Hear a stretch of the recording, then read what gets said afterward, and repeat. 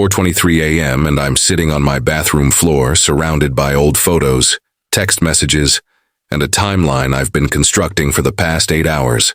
8 hours since I discovered that my best friend of 10 years, Cassie Monroe, has been systematically sleeping with every boyfriend I've had during our friendship.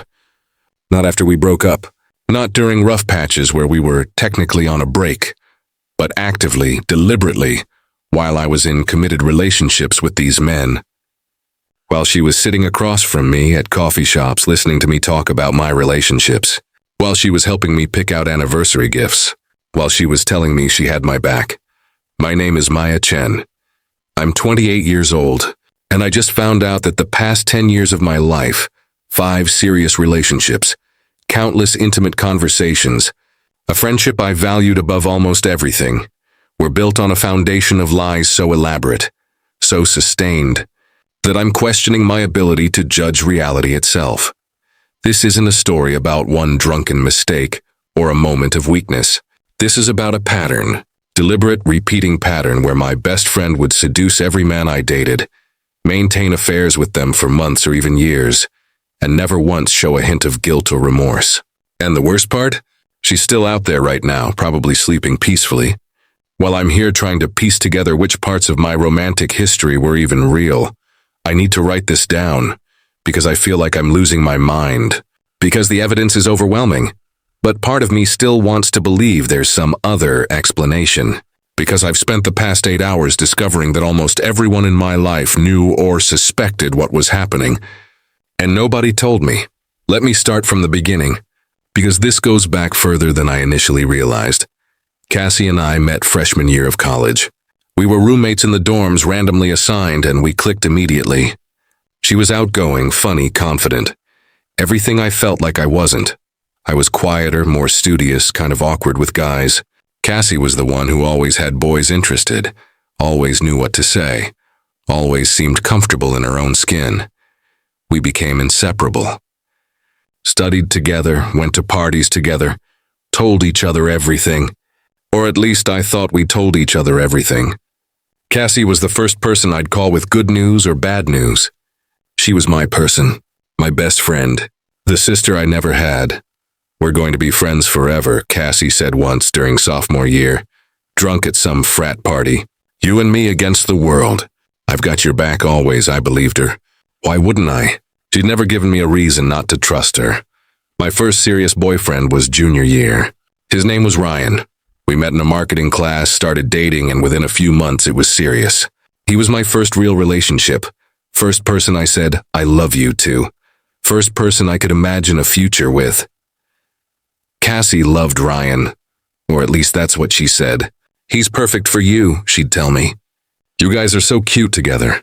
Ryan liked Cassie too. They'd chat easily, joke around, and I was happy my boyfriend and best friend got along.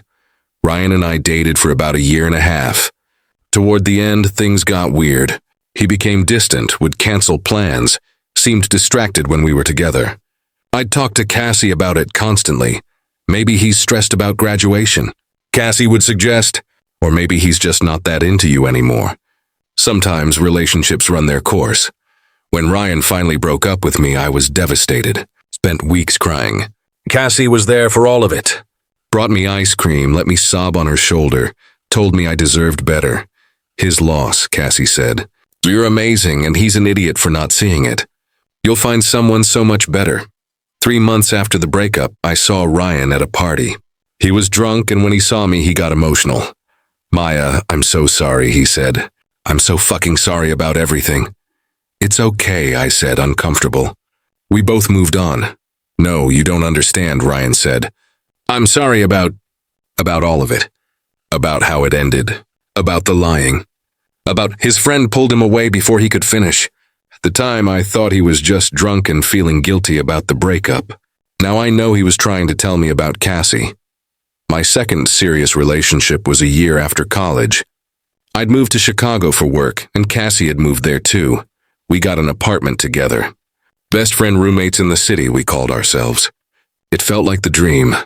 I met James at a work happy hour. He was in finance, charming, successful. We started dating and it got serious quickly. James was different from Ryan. more mature, more stable. I thought maybe this was it. Maybe James was the one. Cassie and James got along great. Maybe too great, but I didn't think anything of it at the time. They'd have long conversations about books and movies. She'd come out with us sometimes, and the three of us would have these fun evenings together. I'm so glad you like him, I told Cassie once. It's important to me that my boyfriend and best friend get along. He's great, Cassie said. You're so lucky, Maya. I hope I find someone like him someday. James and I dated for 2 years. We talked about moving in together, about engagement, about our future. Then suddenly things shifted. James became withdrawn, started working late more often, would be on his phone constantly, secretive about it. I'd talk to Cassie about my concerns. Do you think he's cheating? I'd ask. I don't know, Cassie would say. Men are weird sometimes. Have you tried talking to him directly? I did try talking to James. He'd say everything was fine, he was just stressed with work. I wanted to believe him. Then I found a text on James's phone. Just a glimpse while it was sitting on our coffee table. Can't wait to see you tonight with a heart emoji. From a contact saved as Work Sarah, I confronted James. He admitted he'd been cheating, said he didn't know how it happened, that he still cared about me, that he was confused. We broke up. I was destroyed. Cassie was there through all of it again, helped me pack up James's stuff from my apartment, let me cry for weeks, told me I deserved so much better than a cheater. Men are trash, Cassie said. Seriously, Maya, you keep picking these guys who don't appreciate you. I started to wonder if she was right. Maybe I was the problem. Maybe I was bad at picking partners. Over the next few years, I had 3 more serious relationships. Each one followed a similar pattern. Things would be great at first. Cassie would love the guy, get along great with him. Then the relationship would start to deteriorate. The guy would become distant, distracted, eventually end things, or I'd discover cheating. And each time Cassie was there, supportive, helpful, telling me I deserved better, that these men were idiots, that I'd find the right person eventually. My last relationship was with Marcus. We started dating about a year ago. Marcus was different. He was conscious about communication, seemed emotionally intelligent, talked about wanting a serious relationship. I was cautiously optimistic. Cassie seemed less enthusiastic about Marcus than she'd been about previous boyfriends. He's fine, she'd say. Just not really my type. But if you like him, that's what matters. Marcus and I were together for about 10 months. Things were good, not perfect, but solid. We talked about the future. He met my family. I met his. Felt stable and real. Then 3 weeks ago, Marcus ended things. Out of nowhere, he sat me down and said, Maya, I care about you, but I can't do this anymore. I'm not being honest with you or with myself. I need to end this. What do you mean you're not being honest? I asked. I can't explain it. I'm sorry. I really am.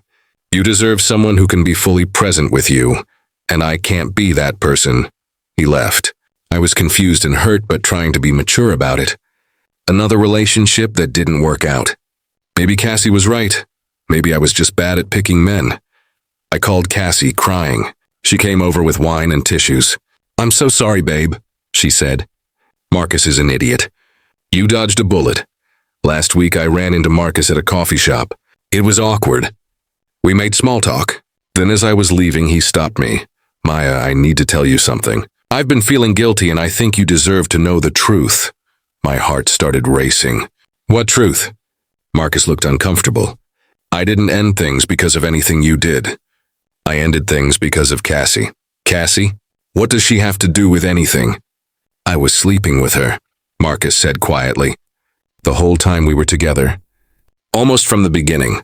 And I couldn't keep lying to you. That's why I ended it. I felt like I'd been punched. You were sleeping with Cassie. My best friend Cassie? I'm not proud of it, Marcus said. She came on to me at your birthday party last year. Was drunk, I was stupid, and it happened. Then it kept happening. She'd text me, we'd meet up, and I couldn't seem to stop. But the guilt was eating me alive. I couldn't look at you anymore, knowing what I was doing. So I ended it.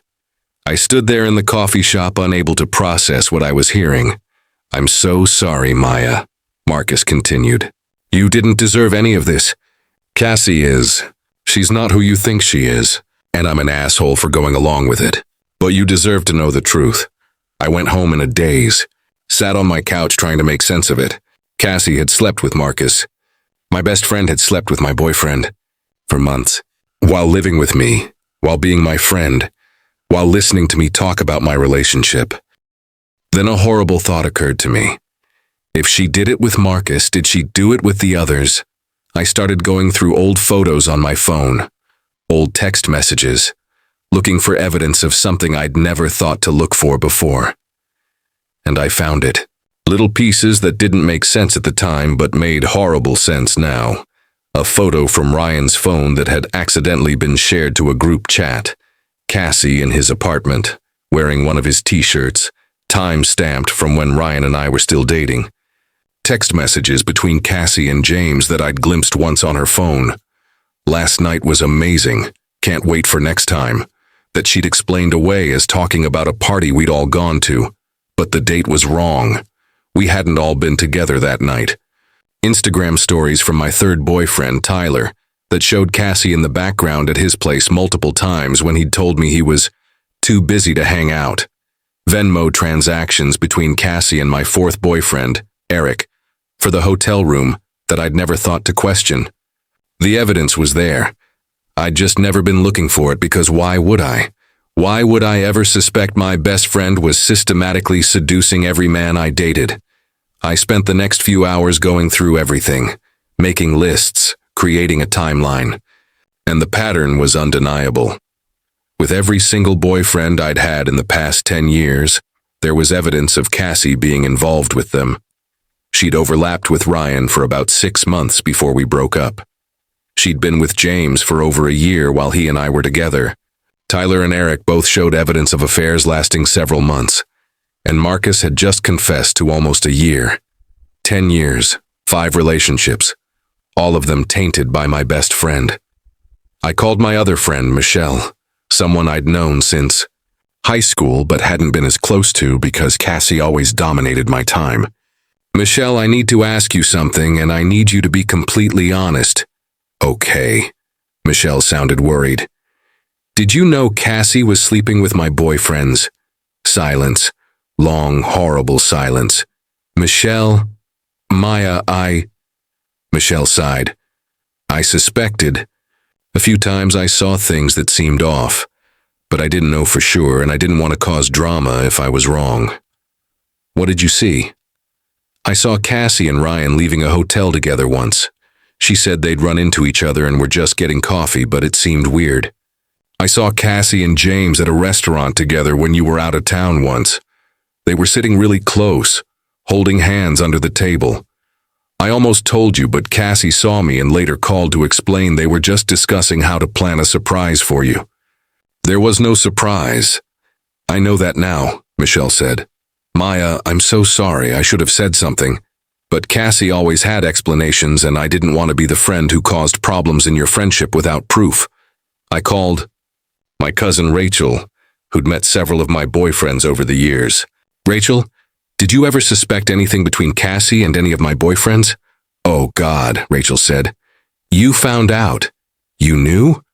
I didn't know, no, Rachel said. But I saw Cassie kiss James at your Christmas party 3 years ago, in your kitchen. They didn't see me. When I tried to bring it up with you later, you were so happy and I chickened out. Then a few months later, you broke up anyway and I figured maybe it had been a one-time drunken thing and telling you would just hurt you. I talked to 4 more people that night. People who'd been at various parties, events, gatherings over the years. Every single one of them had seen something. Cassie being too touchy with my boyfriends. Cassie and one of my exes leaving parties together. Cassie being at apartments or locations she had no reason to be at. Everyone had suspected. Nobody had told me. Because Cassie always had explanations. Because they didn't want to cause drama.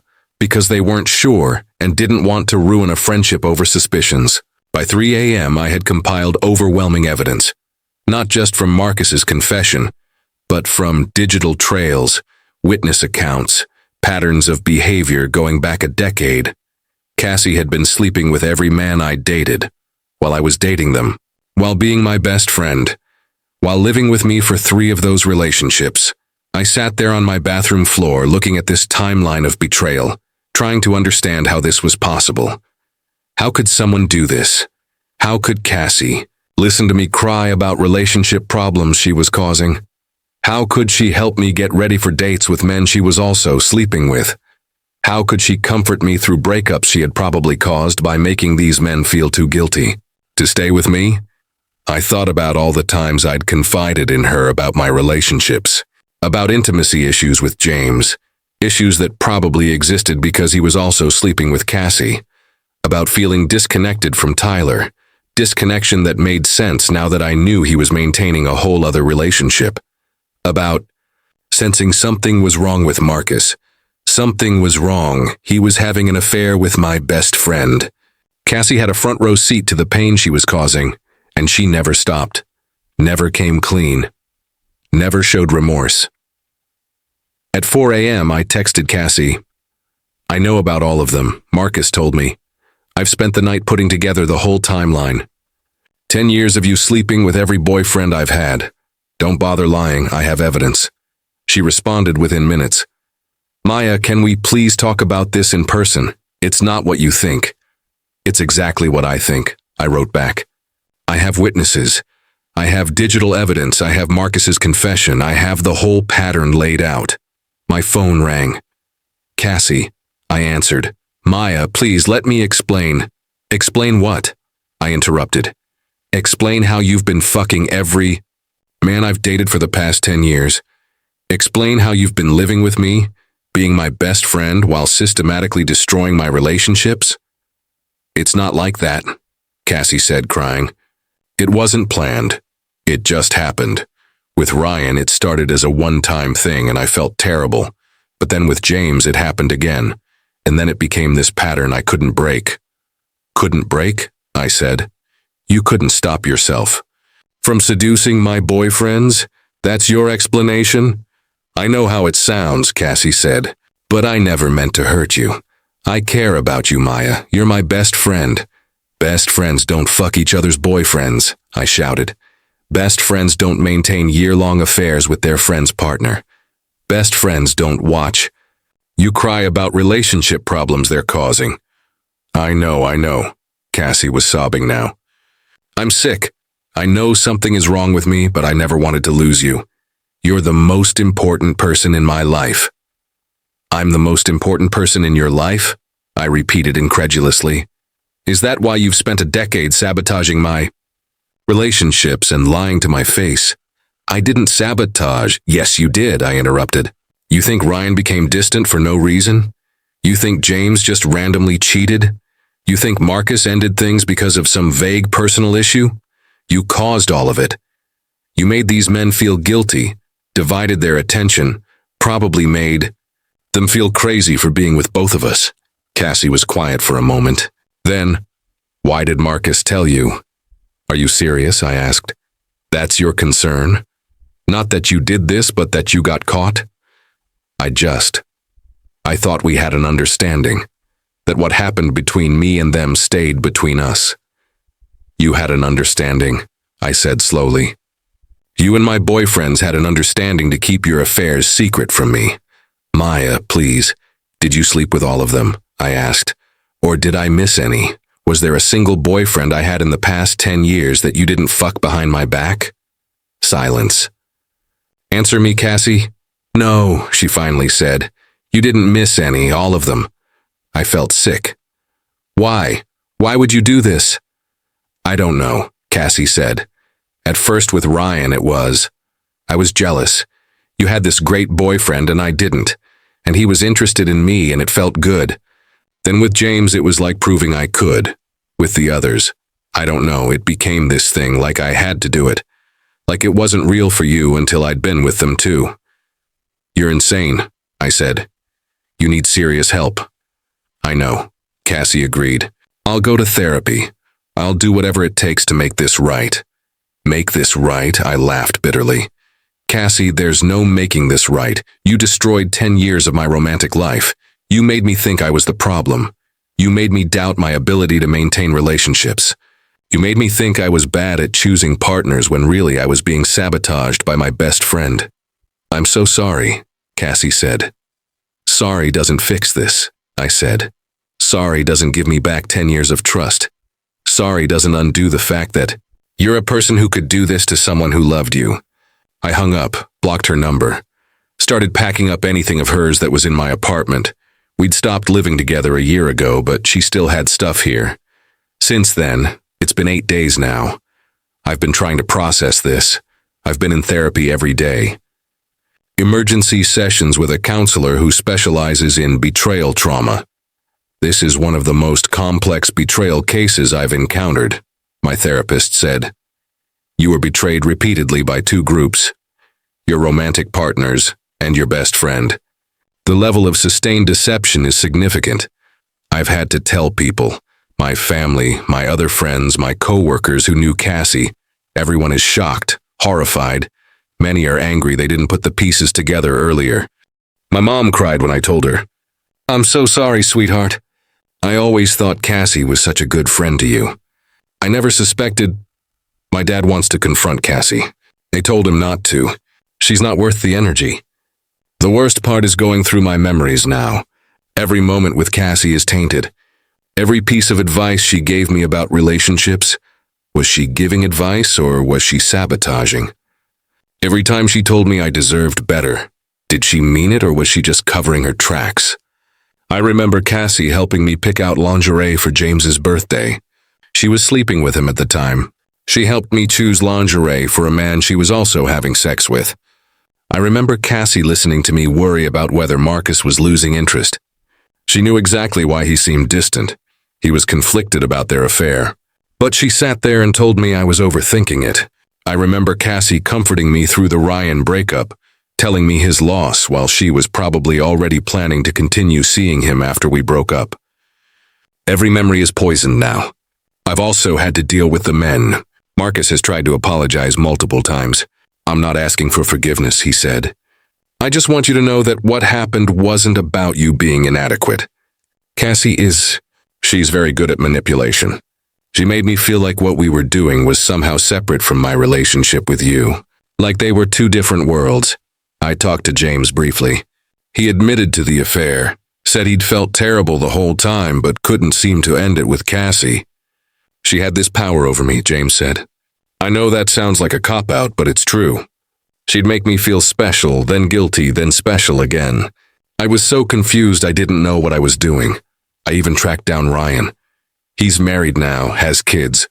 He was horrified to hear the full pattern. I thought I was the only one, Ryan said. I thought Cassie and I had this unique situation. I had no idea she was doing this to every guy you dated. That's predatory behavior, Maya. That's not normal. Talking to them helped in some ways. It confirmed that this wasn't about me being unlovable or bad at relationships, but it also made it worse. Because all of these men who supposedly cared about me, chose to maintain affairs with my best friend. They all had agency. They all made choices. But Cassie was the constant. Cassie was the one who sought them out, who maintained the affairs, who kept the secrets. The men were weak or selfish or confused, but Cassie was calculated. I've been trying to understand her psychology.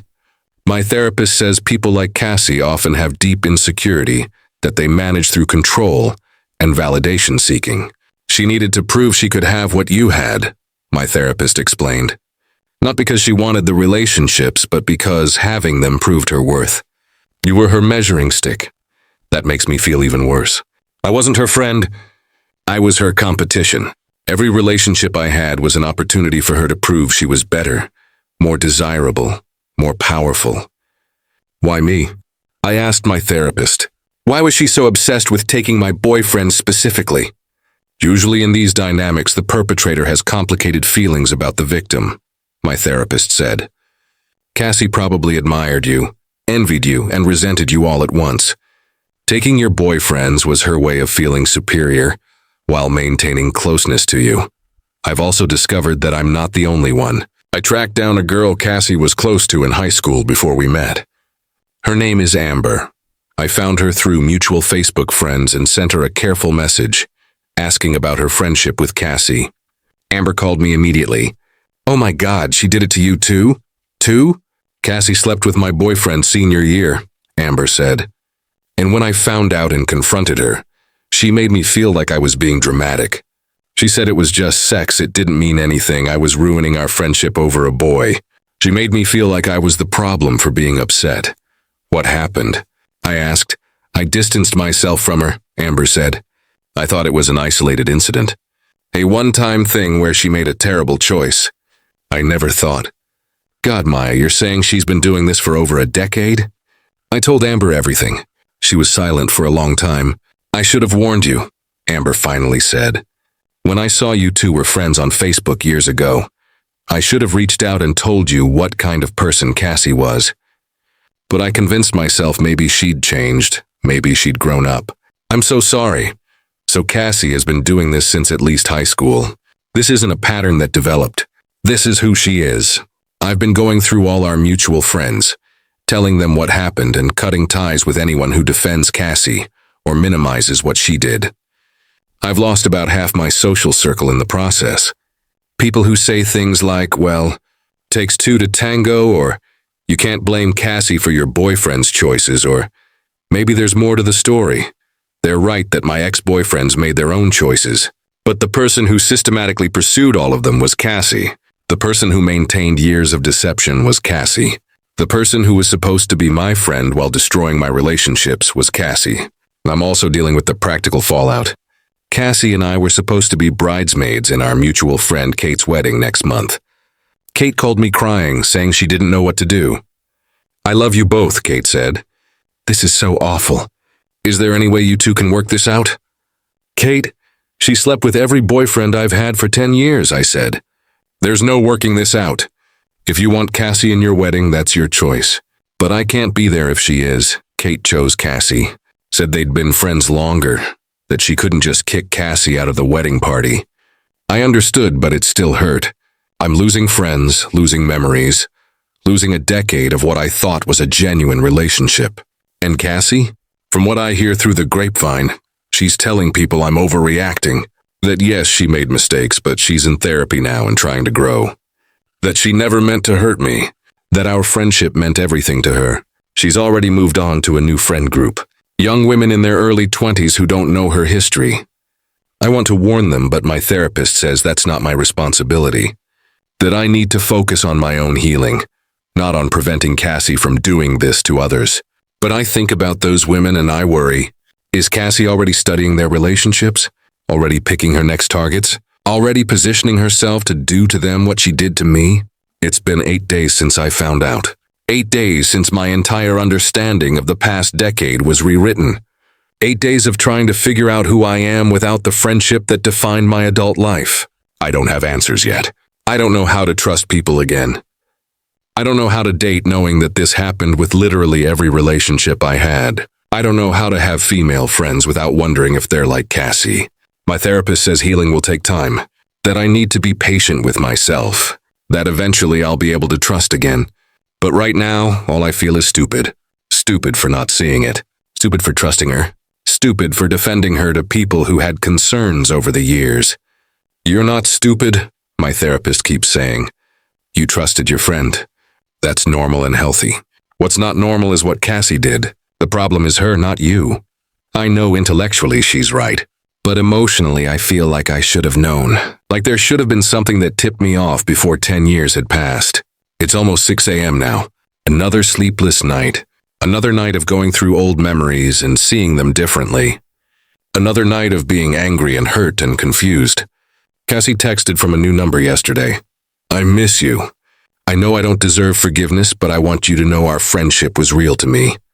You're the best friend I've ever had. I didn't respond. What could I possibly say to that? You were the best friend I ever had too. Until I found out you were sleeping with every man I loved, while pretending to support my relationships. Some betrayals are too big to come back from. Some things break so completely they can't be repaired. This is one of those things. I'm 28 years old, and I just found out my best friend of 10 years has been sleeping with all my boyfriends since we met. Every relationship I had, every man I loved, every time I trusted her with my heart and my secrets, all of it was a lie. And now I have to figure out how to build a life where that isn't true anymore. How to trust friends again. How to trust partners again. How to trust myself again. I don't know if I can, but I'm trying. That's all I have right now. The trying, and the knowledge that I survived finding out, that has to be enough for now. Because it's all I've got.